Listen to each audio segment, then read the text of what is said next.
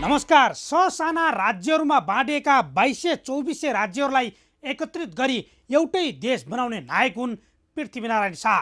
त्यसैले त उनैले भनेका थिए, मेरा साना दुःखले आर्जाको मुलुक होइन हो। टुक्रा टुक्रा भएका विभाजित राज्यहरूलाई एउटै मालामा गाँस्नु पक्कै पनि सहज हुने कुरै भएन। एउटा पृथ्वीनारायण शाहले सिङ्गो देश बनाउन धेरै मेहनत गरे, तर अहिले राज्यको नेतृत्व गर्नेहरूले कुरा बुझ्दैनन्। उति बेला नै पृथ्वीनारायण शाहले सन्देशमा भनिएको थियो, यो मुलुक 4 जात 36 वर्णको फुलबारी हो, सबै मिली यसको सम्भार गर्नु, अन्याय मुलुकमा हुन नदिनु। न्याय निसाब बिगार्ने भनेको घुस दिने र घुस खाने हुन्। यिनी दुईको धन जीव गरी लिएको पनि पाप छैन। घुस लिने र दिने दुवै राज्यका महाशत्रु हुन्। हो, देशमा भ्रष्टाचार मौलाएकै छ। राज्यको नेतृत्व गर्नेहरूमा दम्भ पलाएकै छ। एकीकरण गरी सिङ्गो देश बनाउने उनै पृथ्वीनारायण शाहलाई अहिलेका शासकले त सम्झनै छोडे। पुस 27 अर्थात् पृथ्वी जयन्ती तथा राष्ट्रिय एकता दिवस पनि अहिले त सीमित दल र व्यक्तिले मात्रै मनाउने दिन भएको छ। सिङ्गो मुलुकमा विकास गर्न गाह्रो भयो भन्दै देशलाई संघीयतामा लगियो। 7 प्रदेशमा मन्त्रीहरूको लावा लस्कर नै छ, तर जनताको काममा भने सिनको पनि भाँचिएको छैन भन्दा फरक पर्दैन। गाउँ गाउँमा भित्रिएको सिंहदरबारले घुसिया कर्मचारी र भ्रष्टाचारको जालो फैलाएको छ। हो, जनताको जीविकोपार्जन हिजो जस्तो थियो आज त्यस्तै छ।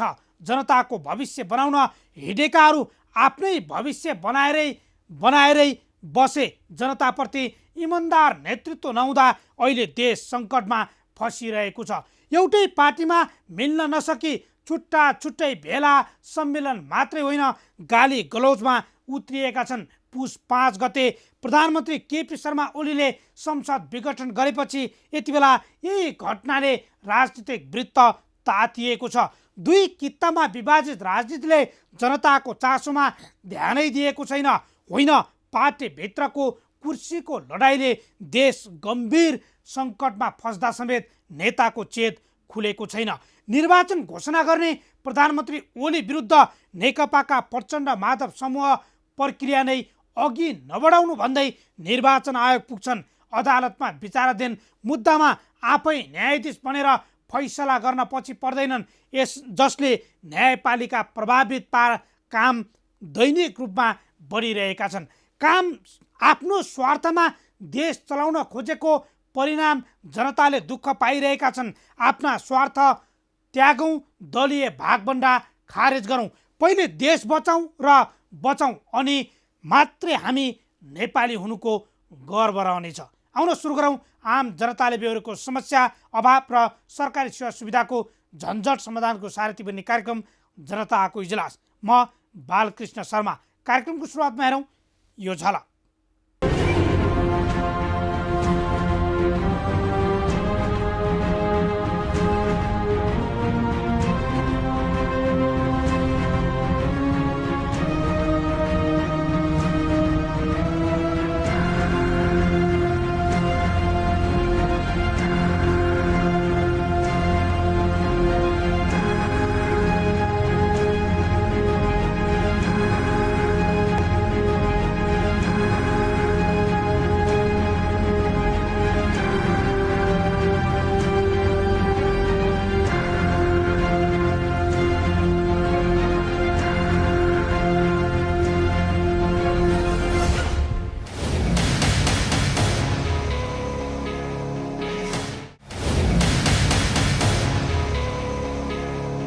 स्वागत छ कार्यक्रम जनताको इजलासमा। आज हामी ललितपुरको कर्मनाशा खोला कोरिडोरको 7 रोपनी जग्गा हत्याउने खेलमा लागेका 17 जना विरुद्ध विशेष अदालतमा मुद्दा दायर भएको फलोअप रिपोर्ट, सवारी साधनको ट्रायल र लिखित परीक्षा रोक्न भएको चलखेलको सामग्री, सरकारी उपेक्षामा परेको पृथ्वी जयन्ती र काभ्रेपलाञ्चोक जिल्ला पनौती नगरपालिका 5 चौकोट निवासी राजकुमार बुढाथोकीले आफू ठगिएको भन्दै गरेको गुनासो समेटिएको रिपोर्टसहित उपस्थित भएका छौँ। तपाईसँग पनि कुनै समस्या र गुनासो छन् भने हामीलाई पठाउन सक्नुहुनेछ। तपाईँले पठाएका समस्या र गुनासोलाई हामी कार्यक्रममा उच्च प्राथमिकता दिनेछौँ। अब आजको पहिलो विषय, ललितपुरको हरिसिद्धि र धापाखेलको सिमाना भएर बग्ने कर्मनासा खोलाको जग्गा आँखा गाड्नेहरू विरुद्ध हामीले निरन्तर खबरदारी गरिरह्यौँ। हाम्रो खबरदारीलाई नागबेली आकारमा बग्ने यो खोलाको बहाव परिवर्तन भएको र खोला करिडोर मिच्ने व्यक्तिलाई स्थानीय तहले पनि वास्तै गरेन, बरु संरक्षण दियो।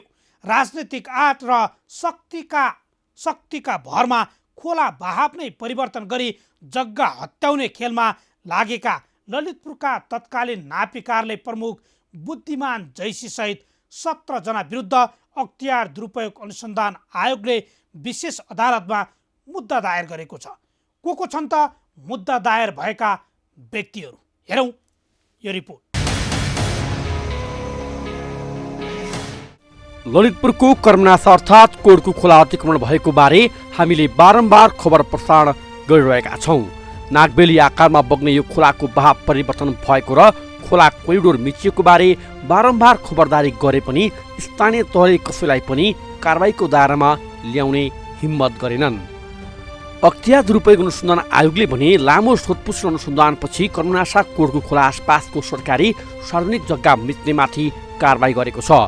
ललितपुरको कर्मनासा कोडको खोलाको जग्गा हिनामिना गरी ठूलो लाभ लिएको अभियोगमा अख्तियार दुरुपयोग अनुसन्धान आयोगले मालपोत कार्यालय ललितपुरका तत्कालीन प्रमुख बाबुराम खनाल, तत्कालीन नापी प्रमुख बुद्धिमान जैसी र युरो हाउसिङ डेभलपर्स कम्पनीका सञ्चालक र काठमाडौँ अस्पतालका सञ्चालक विरुद्ध विशेष अदालत काठमाडौँमा मुद्दा दर्ता भएको छ।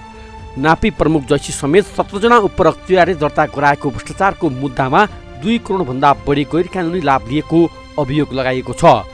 सार्वजनिक जग्गा निजी कम्पनीलाई मिलाउन सहयोग गरेको आरोपमा जैसी विरुद्ध 2,33,671 रुपैयाँ असुल उपरका लागि बिगो कायम गरिएको छ। ललितपुर मालपोतका तत्कालीन प्रमुख खनाल विरुद्ध अख्तियारले 2,33,671 बराबरको बिगो असुलीको माग दाबी गरेको छ। यस्तै युरो हाउसिङ डेभलपर्स प्रणाली, युरो ल्यान्ड डेभलपर्स प्रणालीका गुणकाजी मानन्दर, योगेश्वर कृष्ण पराजुली, कृष्णराज श्रेष्ठ, टङ्कबहादुर श्रेष्ठ, गोपालदास मानन्दर, बबिन मानन्दर र उज्जवल मानन्दर विरुद्ध 2,33,671 बराबरको बिगो माग दाबी गरिएको छ। यस्तै काठमाडौँ अस्पताल प्रणालीका डाक्टर ईश्वरमान आचार्य, डाक्टर दुर्गामान जोशी, दुर्गेश नन्दिनी भट्टचन विरुद्ध समेत समान 2,33,671 बराबरको बिगो माग दाबी गरिएको छ। विशेष अदालतमा अभियुक्त उप मुद्दा दर्ता गराएको अख्तियार अब मिचिएको सरकारी जग्गा प्राप्तिको प्रक्रियामा रहेको छ।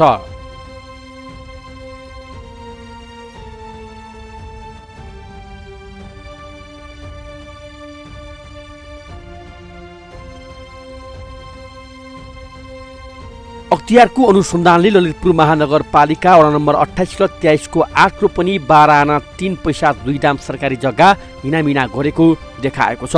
खोलाको बहाव परिवर्तन गरी खोलालाई छोटो बाटोबाट लगी नक्सा एकीकरण गरिएको अभियोगमा कारबाही प्रक्रिया थालेको अख्तियारले साबिक हरिसिद्धि र धापाखेल गाविस समाज जग्गालाई नक्सामा एकीकरण गर्न नमिल्ने भएपछि जग्गा दलालहरूले खोलाको बहाव नै परिवर्तन गरी कम्पनीको नाममा जग्गा दर्ता गराएको पाएको थियो। आयोगले नापी अधिकृत बालेश्वर यादव र सर्वेक्षक केशव थापा मगर, तत्काल कार्यालय प्रमुख उपसचिव बाबुराम खनाल, नायब सुबादय ख्याम नारायण पौडेल र दिनेश न्यौपाने तथा खरिददार आत्माराम लुटेलाई पनि 2 करोडभन्दा बढी रकम गैरकानुनी लाभ हानि गरेको आरोप लगाउँदै विशेष अदालतमा मुद्दा दायर गरेको हो। ललितपुर महानगरपालिका वडा नम्बर 23 स्थित सल्युटोमा पर्ने कर्मनासा कोडको नामको खोला एवं सो खोला आसपासको सरकारी र सार्वजनिक जग्गा युरो हाउसिङ डेभलपर्स कम्पनीले मालपो तथा नापी कार्यालय ललितपुरका केही भ्रष्ट कर्मचारीको मिलोमतमा 2022 सालको नापी नक्सालाई तोडमोड गरी नयाँ फाइल नक्सा बनाएको भन्दै उजुरी परे पनि छानबिन र कारबाही रोक्ने प्रयास हुँदै आएको थियो। सार्वजनिक जग्गा समेत प्लटिङ गरी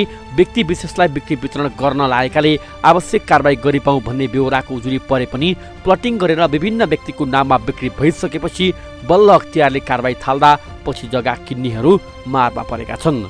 33 जग्गा धनी मारमा। अख्तियारले कर्मनासा खोला कोरिडोरको जग्गा हिनामिनामा संलग्नहरूमाथि कारबाही गर्न ढिलाइ गर्दा दुःख गरेर कमाएको रकम जोडजाम गरेर जग्गा किनेका जग्गा धनी भने मारमा परेका छन्। घर जग्गा खोलाको भएको अनुसन्धानबाट खुले पनि यहाँका जग्गाधनीहरू भने दलालहरूले सार्वजनिक जग्गालाई कम्पनीको जग्गामा घुसाई कम्पनीको जग्गा बनाएर बिक्री वितरण गरेर आफूहरूमाथि अन्याय गरेको दाबी गरिरहेका छन्। हालका जग्गा धनीको खोला कोरिडोरको जग्गा हिनामिना मार्फत भएको भ्रष्टाचार प्रकरणमा कुनै संलग्नता नभएको समेत अख्तियार दुरुपयोग अनुसन्धान आयोगले प्रश्न पारेको छ। सार्वजनिक जग्गा कानुन बमोजिम जफत गर्ने प्रयोजनका लागि जग्गा धनीहरूलाई प्रतिवादी बनाइएको अख्तियारले खोलाको जग्गा जफत गरेपछि युरो हाजिङका सञ्चालकले प्रचलित मूल्य अनुसारको रकम सो जग्गाका धनीलाई भुक्तानी गर्नुपर्ने हुन्छ। यसका लागि स्थानीय तहले हालका जग्गा धनीलाई सहयोग गर्छन् वा गर्दैनन् त्यो भने हेर्न बाँकी नै छ। अझ हराएको जग्गा र खोलाको पहिलेको बाब क्षेत्रको एकिने नगरी कर्मनासा खोला कोरिडोरमा सडक बनाउने कामले तीव्रता पाएसँगै स्थानीय बीच नै विवाद चुलिएको थियो। कर्मनासा खोला मात्र होइन, काठमाडौँ उपत्यकाका नदी तथा धेरै खोलाको भाव परिवर्तन गर्ने तथा खोलाको जग्गा कब्जा गरेर धनी हुनेहरूको सङ्ख्या धेरै छ। खोला र सार्वजनिक जग्गा मिचेर मालामाल बन्ने भूमाफियाहरूलाई मालपत्र नापीले समेत साथ दिएका विभिन्न तथ्यहरूले उजागर गरेका छन्। चाहे खोला कोरिडोर होस् वा सार्वजनिक सरकारी सम्पत्तिको दोहन, शक्ति, पद र पैसा र राजनीतिक संरक्षणका आडमा भएका गैर कानुनी काम कारबाही रोक्न राज्यका नियमनकारी निकायहरू गम्भीर बन्नुपर्छ।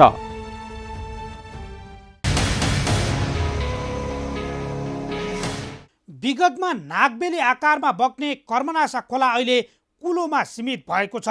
कोटको खोलाका रूपमा परिचित यो खोलाको नाम समेत भूमाफियाहरूले फेरिदिएको स्थानीयहरू बताउँछन्। सरकारी सम्पत्तिमाथिको दोहन कुनै पनि नागरिकका लागि स्वीकार्य हुँदैन। खोला होस् वा सार्वजनिक जग्गा, जे जति मिचिएको छ त्यो फिर्ता हुनुपर्छ। मालपोत, नापी लगायतमा जसले संलग्नतामा कर्मनासा खोलाको 7 रोपनी जग्गा व्यक्तिको नाममा पुगेको छ, यसमा संलग्न सबैमाथि छानबिन गराएर कारबाही हुनुपर्छ। अब आजको अर्को विषय, कोरोना कहर सुरु भएपछि बन्द रहेको सवारी साधनको ट्रायल तथा लिखित परीक्षा बल्ल तल्ल खुल्यो। केही दिन अघि यातायात व्यवस्था कार्यालयले एउटा सूचना जारी गर्यो, ट्रायल र लिखित परीक्षाको फारम खुल्यो। तर अनलाइन मार्फत भरिने फारममा समस्या आएपछि धेरै सेवाग्राही आजित भए। केहीले फारम भरेर ट्रायल परीक्षा दिन घन्टौँ लाइन लागे, तर यातायात व्यवस्था विभाग र ट्राफिक प्रहरीको खिचातानीका कारण हजारौं सेवाग्राहीले शास्ति पाएका छन्। हेरौँ यो रिपोर्ट। यो चाबेलको यातायात कार्यालयको लिखित परीक्षा सञ्चालन हुने पुष्पलाल मेमोरियल कलेज, जहाँ लिखित परीक्षा सञ्चालनको तयारी भइरहेको थियो यति बेला, र यातायात कार्यालय चाबेलका कर्मचारीहरू लिखित परीक्षाका लागि सम्पूर्ण तयारीका साथ यहाँ आइसकेका थिए।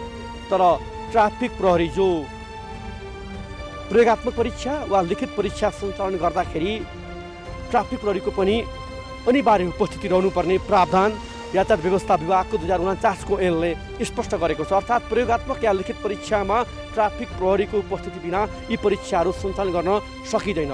र यति बेला ट्राफिक प्रहरी र यातायात कार्यालयका कर्मचारीहरूको व्यवस्थापनको कमजोरीका कारणले हजारौंका सङ्ख्यामा काठमाडौँ उपत्यकामा रहेका, चाहे सुकेदारा, चाहे चाबेलमा रहेको यातायात कार्यालय होस्, चाहे जगातेमा रहेको होस्, चाहे ठुलो बर्याङमा होस्, चाहे एकान्त कुनामा, यी चारैवटा कार्यालयका सेवाग्राहीहरू यति बेला मारमा परेका छन्। र यति बेला घडीमा हेर्न सक्छौँ हामी 12:30 भइसकेको छ र 12:30सम्म पनि लिखित परीक्षा सञ्चालन भइसकेको छैन।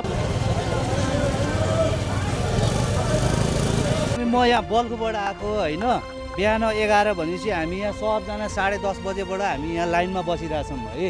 अनि 10:30 बजेदेखि बस्दाखेरि पनि तपाईँको बल्ल बल्ल 12 बजे आएर एउटा त्यहाँनिर त्यहाँ टाँस्यो एउटा है, त्यो नम्बर वाइज भनेर टाँस्यो, केही भनेको छैन। मान्छेहरू आयो 11 बजेदेखि यहाँ भोकै बसिरहेछन्, उहाँ 12-1 बजे मान्छे आएछ। अहिले तपाईँको यहाँ घडी पनि हेर्नुहोस् 1 बज्यो है, 1 बज्यो, अहिलेसम्म यहाँ केही भएको छैन। हुने नहुने भन्दै पनि यत्रो मान्छेहरू त खाजा पनि खाएको छैन, के गरेर बसिरहेछ, यो त अति नै भयो नि होइन। अब यहाँ पुलिस ल्याएर भित्र छिरिसक्यो मान्छेहरू के, यो त अति नै भयो नि। मान्छेहरूलाई गाह्रो हुन्छ, कसैको अफिस छ, कसैको के छ होइन। अब यस्तो गाह्रो हुन्छ। आजको परीक्षा चाहिँ तपाईँको ट्राफिक प्रहरी महाशाखा र यातायात कार्यालय बिचको जुन सूचनाको समन्वयको अभावमा या व्यवस्थापनको अभावमा तपाईँहरूले अनायासमा दुःख पाएको भन्ने कुराको निष्कर्ष या त्यो जानकारी ट्राफिक महाशाखाले बताइसकेको छ हामीलाई होइन।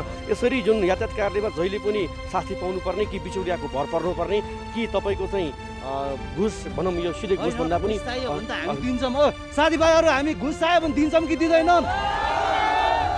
कति कति चाहियो अहिले नै तुरन्तै हामी सबैले दिन्छौँ। घुस चाहियो भने दिन्छौँ है हामी। होइन त्यस्तो भन्दा पनि जुन यो जुन निकायको चाहिँ समन्वय गर्ने निकायको व्यवस्थापन नहुँदाखेरि अनात्म दुःख पाउनु भयो। यसलाई के भन्नुहुन्छ? अब यसलाई त के भन्नु खै, अब हाम्रो देशको यस्तै हो, ताल हो, सधैँ यही ताल हो यही माल हो। अब के भन्ने, चाहिएको माल हो, ताल त यस्तै हो, त्यही नै हो। सर आज परीक्षा स्थगित भयो, यत्रो सयौँको सङ्ख्यामा चाहिँ परीक्षार्थीहरू यहाँ आउनुभएको छ होइन। यो अकस्मात चाहिँ तपाईँहरूको र ट्राफिक महाशाखाको चाहिँ समन्वय भएको देखिएन। ट्राफिक महाशाखाले हिजै नै आजको कार्यक्रमका विषयमा तपाईँहरूलाई जानकारी गराएको भनेर बताएको छ र तपाईँहरूले जानकारी भएको छैन भन्नुभएको छ। अनाकमा यो दुःख पाउने त सेवाग्राहीहरू हुनुभयो नि। आधिकारिक रूपमा हामीलाई कुनै पनि पत्र हिजो आएको थिएन। त्यसले गर्दाखेरि यातायात व्यवस्था कार्यालयबाट हामी 5 जनाको टोली यहाँ परीक्षा सञ्चालन गर्न भनेर हामी आएका थियौँ। अहिले आकस्मिक रूपमा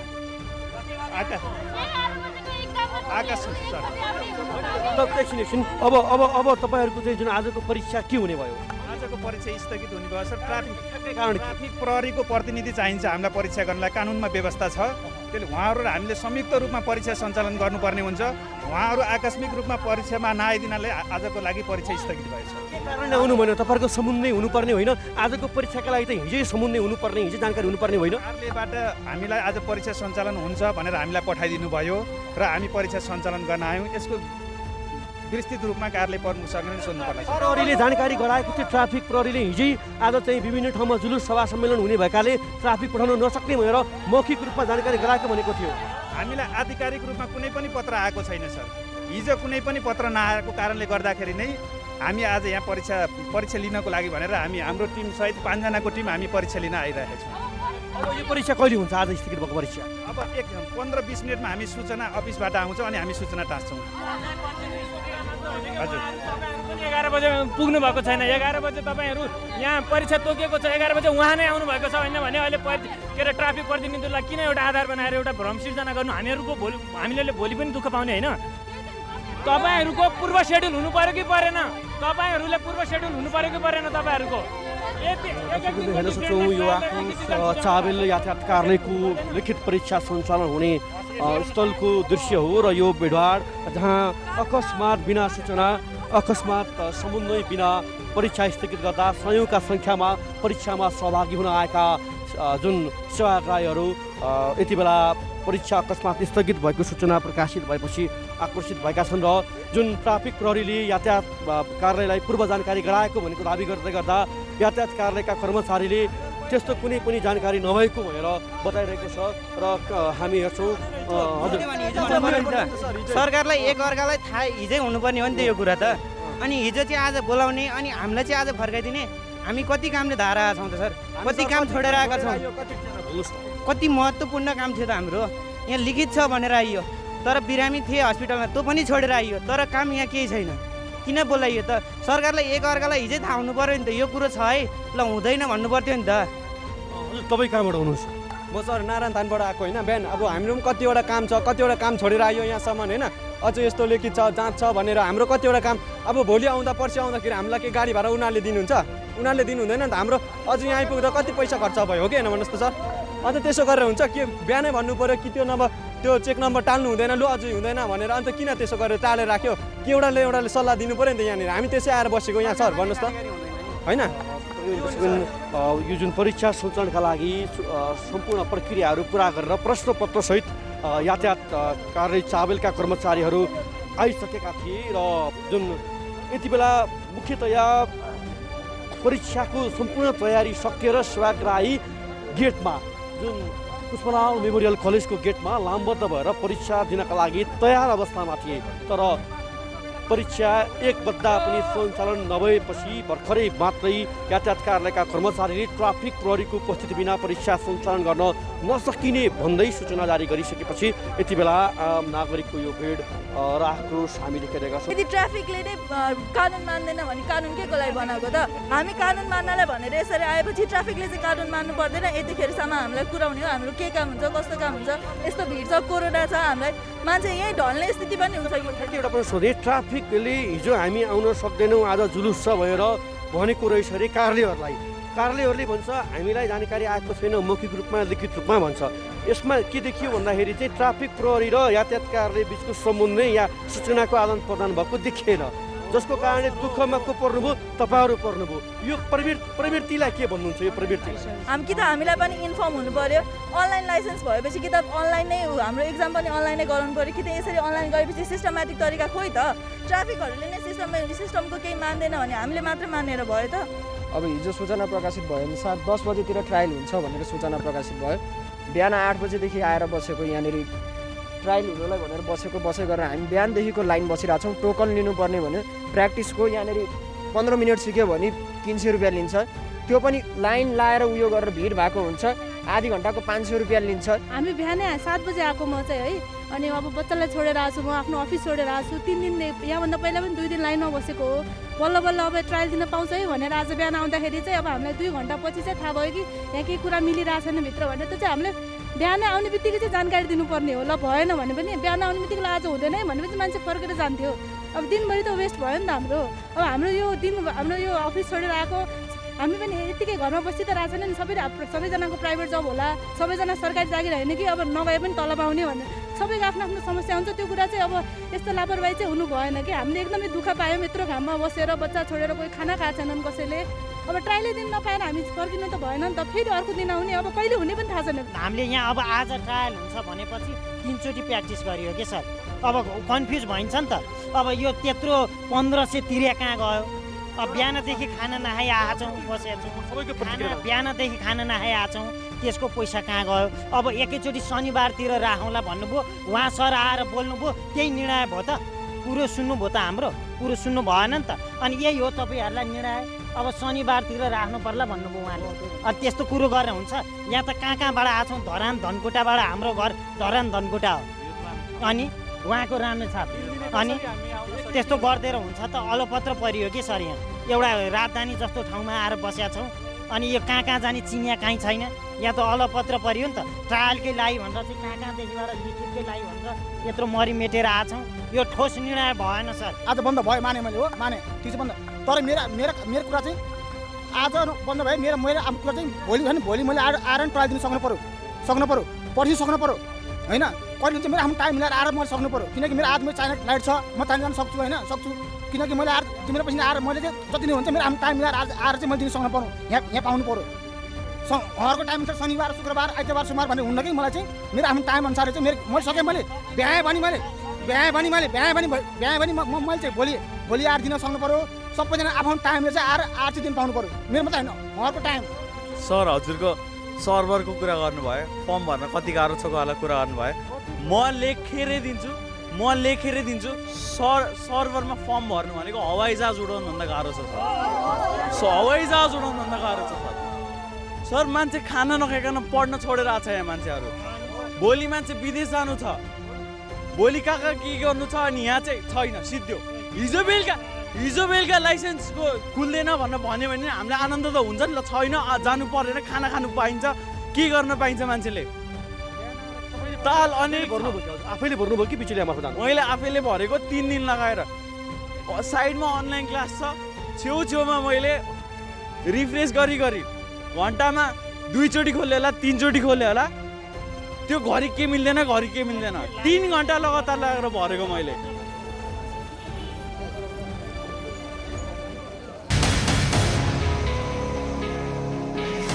हो, यातायात व्यवस्था विभाग र ट्राफिक प्रहरीको खिचातानीले सेवाग्राही घन्टौँ लाइनमा बस्दा समेत काम बनेन। दुई निकायका बीचमा भएको लफडाले सेवाग्राहीले दिनभर शास्ति खेप्नु पर्यो, जसको क्षतिपूर्ति कसले दिन्छ? जिम्मेवार निकायले सोच्ने कहिले? बाल बच्चासहित दिनभर लाइनमा बसेकाको पीडा कुन सरकारी निकायले बुझिदिने? अब एकैछिन विश्रामपछि सरकारी उपेक्षामा परेको पृथ्वी जयन्ती र काभ्रे प्लान्चोक जिल्ला पनौती नगरपालिका 5 चौकोट निवासी राजकुमार बुढाथोकीले आफू ठगिएको भन्दै गरेको गुनासो समेटिएको रिपोर्टसहित उपस्थित हुनेछौँ। हामी सँगै रहनु।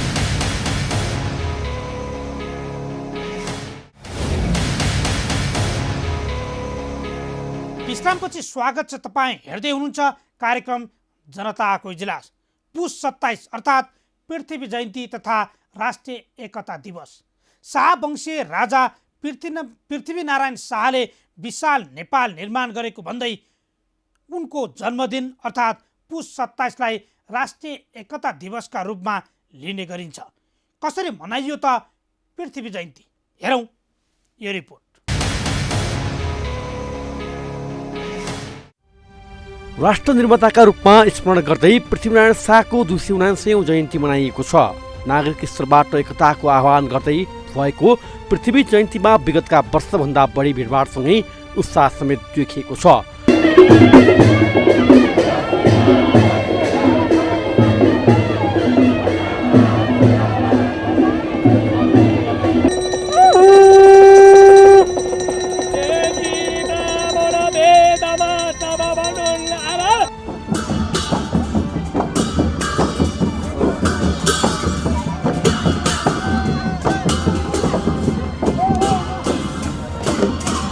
राजनीतिक दल र सङ्घीय लोकतान्त्रिक गणतन्त्रको व्यवस्थाबाट जनजीविका, महँगी नियन्त्रण, सुशासन कायम गराउने तथा मुख्यतया विकास र समृद्धिको अभियान पूरा नहुँदाको परिवर्तित मानसिकताका रूपमा समेत धेरैले अहिलेको भिडभाडलाई व्याख्या गरिरहेका छन्। आखिर को थिए त पृथ्वीनारायण शाह? आम जनतामा उनी बारेमा के छाप परेको छ भन्नेबारे हामीले पृथ्वी जयन्तीको अवसरमा उपस्थित भएकाहरूलाई सोधेका छौँ। यो पनि सुनौँ। सर्वप्रथम उहाँ त यो देशको विशाल नेपालको निर्माणकर्ता। दोस्रो कुरो, उहाँले आजसम्म बक्सिएको जे छ अब उद्योग नीति, परराष्ट्र नीतिदेखि लिएर उहाँले जुन त्यो दिव्य उपदेशमा चाहिँ बक्सिएका उपदेशहरू छन्, वास्तवमा त्यो नेपालको राष्ट्रियता, अखण्डता, सार्वभौमता, उद्योग, विदेश नीतिदेखि लिएर सबै विषयवस्तु आजसम्म त्यो मार्गनिर्देशकको रूपमा छन् र हामीले उहाँलाई यसरी नै सम्झिरहेका छौँ। खास गरी आज उत्तर र दक्षिण छिमेकीहरूबाट थिचिनुपर्ने र मिचिनुपर्ने अवस्था यही लोकतन्त्रवादीहरू, गणतन्त्रवादीहरूको वास्तवमा लम्पसारवादी सिद्धान्तले गर्दा बडमहाराजको दिव्योपदेशमा लेखित विभिन्न बुँदाहरू, वाक्यांशहरू आज उहाँहरूले देशका विरुद्धमा प्रयोग गर्नुभएको छ। खेती हुने, खेतीयोग्य जग्गामा छ भने त्यहाँ घर बनेको छ भने त्यो घरलाई हटाइवरी डाँडा काँडामा सारेर त्यहाँ खेती गर्नुपर्छ भन्ने राजा पृथ्वीनारायण शाहको दिव्योपदेश आज खेती हुने जग्गाहरू कङ्क्रिटको चाहिँ जङ्गल भएको छ। राष्ट्रिय एकता दिवसका अवसरमा मुलुकभर एकताको आह्वानसहित र्याली निकालिएको थियो। काठमाडौँमा सोमबार विभिन्न सङ्घ संस्था तथा व्यक्तिले पृथ्वीनारायण शाहको योगदानको स्मरणमा झाँकी र्यालीसहित उनको तस्बिर र शालिगमा माल्यार्पण गरे। 22 र 24 राज्यमा विभाजित नेपालका ससाना राज्यलाई शाहले एकीकरण गरेका थिए। पृथ्वी जयन्ती तथा राष्ट्रिय एकता दिवसका अवसरमा काठमाडौँसहित देशैभर आयोजित कार्यक्रममा नागरिकहरूको उत्साहजनक सहभागिताले भिडभाड बढाउँदा प्रहरीले लाठीचार्ज समेत गर्नु परेको थियो।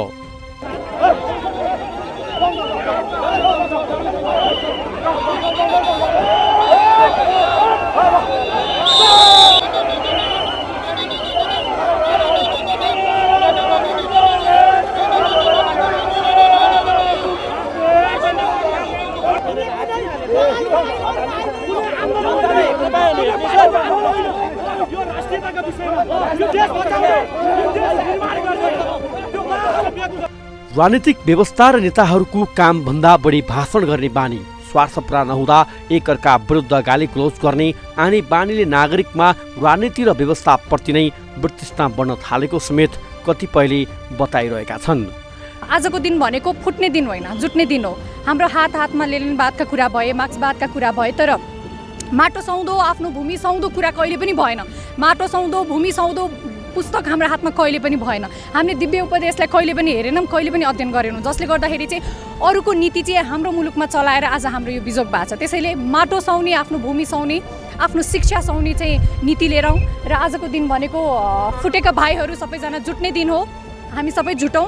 तराई पहाड हिमाल कोही पनि छैन पराई भने जस्तो गरेर चाहिँ हामी को क्षेत्री को बाहुन जसरी द्वन्द्व गरिरहेछन्, जातीय द्वन्द्व गरिरहेछन् केही नेताहरूले, जातीय द्वन्द्वबाट हामी पर बसेर माथि उठेर हामी नेपाली दाजुभाइ एक हुन अनुरोध गर्दछु। सबैजनालाई शुभकामना। नेपाल सरकारले यसलाई बिर्सिँदै गएको छ। संसारमा सबै चिजको एउटा आफ्नो इतिहास हुन्छ, यो इतिहासलाई चाहिँ सरकारले एकदम हेला गर्दै गएको छ होइन। आज जुन नेता राजनीति गरिरहेको छ नि, नेपालको म प्रधानमन्त्री, नेपालको म राष्ट्रपति भन्छन् नि, सायद पृथ्वीनारायण शाहले यो देश नबनाइदिएको भए आज उनीहरू कहाँ हुन्थ्यो होला होइन। त्यो दिनको लागि पनि कि ठिक छ, देशमा अब यो संसारभरि जुन परिवर्तन भएको छ, लोकतन्त्र गणतन्त्र आदि इत्यादि भनेको यो अलग पाटोको कुरा भयो। तर देश कसले बनाइदियो त, देशको निर्माण कसले गर्यो त, त्यो चिजलाई, त्यो अस्तित्वलाई चाहिँ सबै हामी मिलेर सम्मान गर्नुपर्छ। नेपाललाई एकीकृत गर्ने भूमिका खेलेका पृथ्वीनारायण शाहमाथि पनि उपल्लो दर्जाका व्यक्तिहरूलाई काखी चापेको आफन्त नातागोता भाइ भारद्वाजलाई अवसर दिएको अभियोग लगाउनेहरू पनि धेरै छन्। भनिन्छ इतिहास जित्नेहरूको लेखिन्छ, हार्नेहरूको होइन। तर विगतको इतिहासमा राम्रो काम गरेकाहरूको सकारात्मक पक्षलाई उजागर गर्ने र त्यसको सिको गर्न शासक प्रशासक इमान्दार बन्नुपर्छ। व्यवस्था परिवर्तनले जन्माउने शासकले जनताको जनजीविका, सुशासन, विकास र समृद्धिलाई अघि बढाउन सकेनन् भने फेरि पनि जनताहरू सडकमा आउनेछन्। पृथ्वीनारायण शाहलाई गुण र दोषको आधारमा समर्थन र विरोध गरौँ। जनतामा बढ्दै गरेको असन्तुष्टिलाई सम्बोधन गर्नेतर्फ नेताहरू गम्भीर बनुन्। अहिलेको जनअपेक्षा यही छ। अब आजको अर्को विषय, काभ्रे बनेपाका राजकुमार बुढाथोकीसँग सुरुमा आत्मीयता देखाउँदै ब्राइन इन्टरनेसनल प्रालिका प्रोप्राइटर यादव प्रसाद खकुरेल नजिक भए। व्यावसायिक र ठुलो कारोबारी देखाएर उनै बुढाथोकीको जग्गा धितो राखेर खकुरेलले ऋण निकालेर कारोबार चलाए। तर आफ्नो कम्पनीमा अरूकै धितो राखेर लिएको ऋणको सावा ब्याज तिर्ने दायित्व कहिल्यै वहन गरेनन्। बरु धितो बापतकै जग्गा बैङ्क मार्फत साटगाट गरेर आफ्नो बनाउने प्रपञ्च रहेको देखिएको छ। अहिले सहमति अनुसार नामसारी गरिएको व्यक्तिबाट ऋणको सावा ब्याज तिरेर घर जग्गा आफूले आफ्नो नाममा पार्ने भन्दै बुढाथोकी भौतारिए पनि उनै ठग खकुरेल बाधक बन्दै आएका छन्। हेरौँ पीडितको गुनासोको आधारमा तयार पारिएको यो रिपोर्ट अबका क्रममा।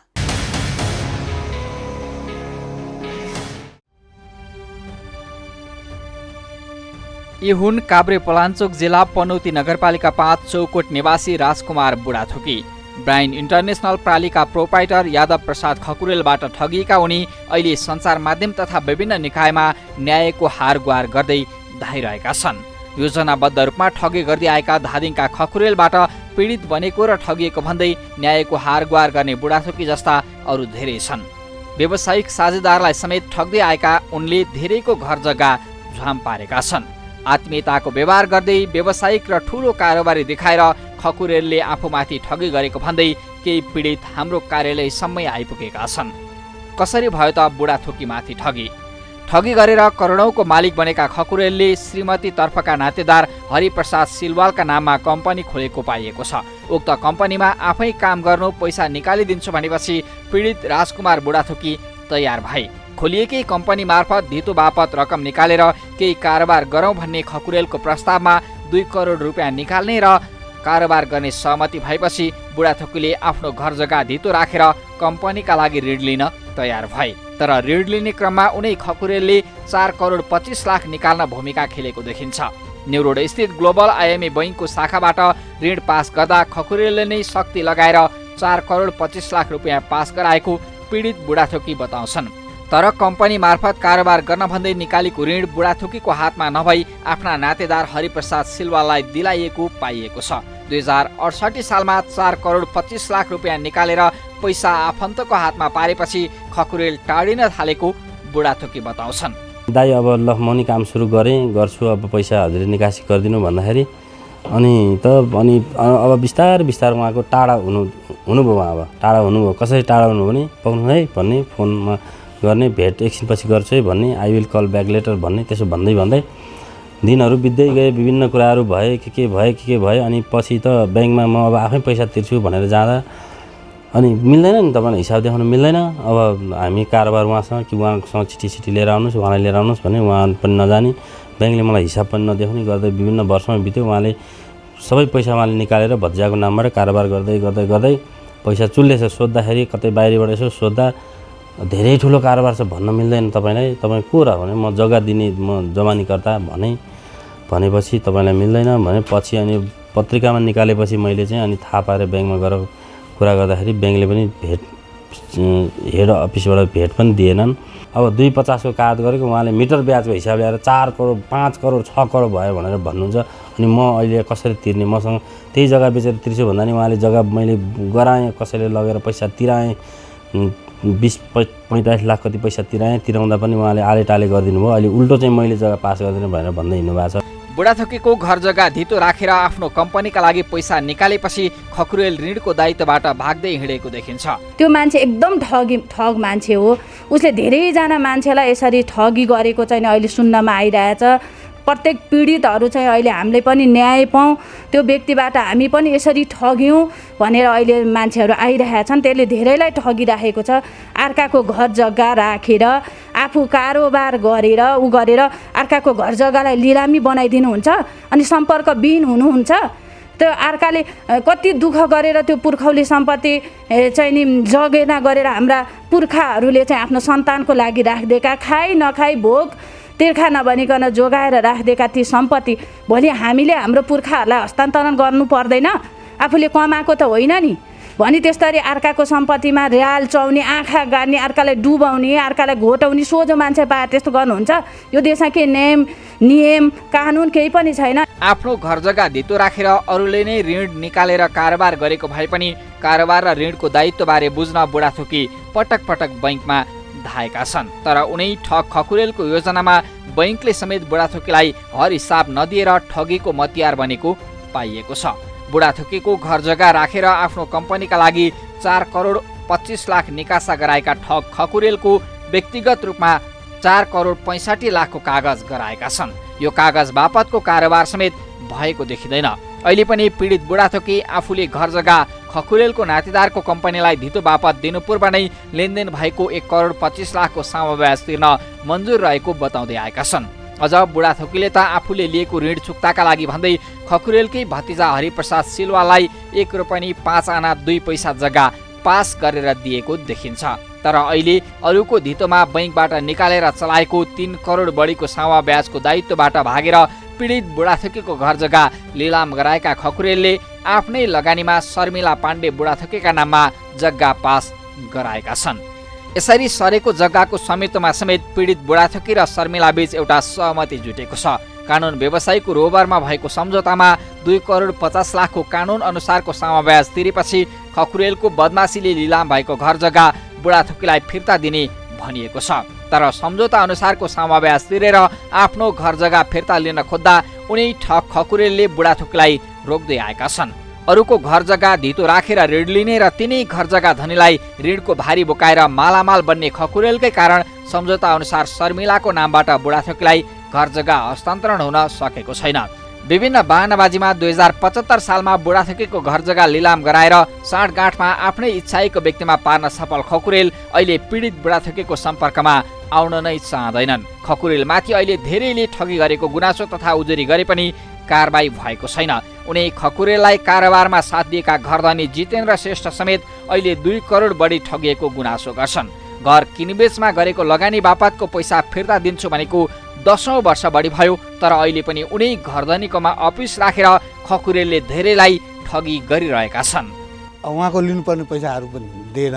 मेरो पनि अब तपाईँको मलाई पनि त्यसलाई अन्यमा पार्यो। मेरो पनि 10-12 वर्ष भइसक्यो पैसा दिन्छु भनेर गरेको होइन। अब हिसाब मूल्याङ्कन अनुसार त त्यो घरको मूल्य 20-25 करोड जान्छ। मेरो 16% हो त्यो घरमा हिसाब होइन। त्यो दिन्छु भन्छ 10-12 वर्ष भइसक्यो मैले पनि पाएको छैन अहिलेसम्म। खकुरेल त्यस्तै हजुर। मेरो घरमा बस्ने मान्छे हो त्यो। त्यही विश्वासको आधारमा उसलाई सुम्पिएको हो। त्यो मेरो पनि मैले पनि अहिलेसम्म पाएको छैन। व्यवसायमा साझेदारीको आश देखाएर धेरैलाई घर न घाटको बनाएका खकुरेलको कारोबार तथा सम्पत्ति छानबिनको आवाज उठे पनि पैसा र शक्तिको बलमा सबै सामसुम हुँदै आएको छ। खकुरेलबाट ठगेका धेरैले अहिले भन्न थालेका छन् के गरिब र विपन्नले यो देशमा न्याय नपाइने हो? हामी पनि पीडितको गुनासोका आधारमा यति भन्छौँ, यहाँ खकुरेल जस्तै कृत्य जालसाजी गरेर ठगी गर्नेहरू धेरै छन्। तपाईँ हामी सबै सचेत बनौँ र सरकार र नियमनकारी निकायले यस्ता ठगमाथि कारबाही गर्न ढिला नगरोस्।